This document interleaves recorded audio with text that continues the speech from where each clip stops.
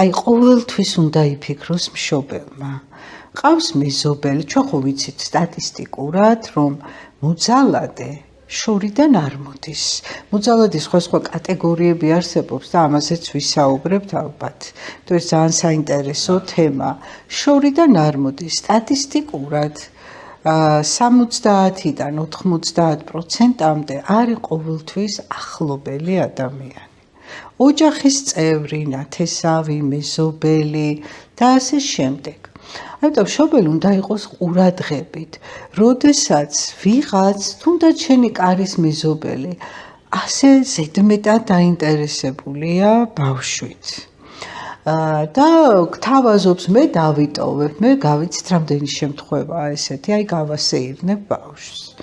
მე ვამეცადინებ ბავშვს, მე გაგიკეთებთ ამას, ჩემთან დატოვეთ. ყოველთვის უნდა დაისვას კითხვა, რატომ არის ეს ადამიანი ასეთი დაინტერესებული? იცით რა, მე ხა ძალიან კარგად მესმის ისაკითხი, რომ ეხა აი ეს ეჭვებში ცხოვრება ძალიან რთულია, მაგრამ სიფრთხილე არის ძალიან მნიშვნელოვანი რამ. ეს არის ერთი აი პატარა წითელი, სადაც უნდა აინთოს, რატომ უნდა ამ ადამიანს რატო ცდილობს ის ასე დაახლოებას ბავშვთან, რატომ არის მუდმივად საჩუქრებით, რატო ანებივრებს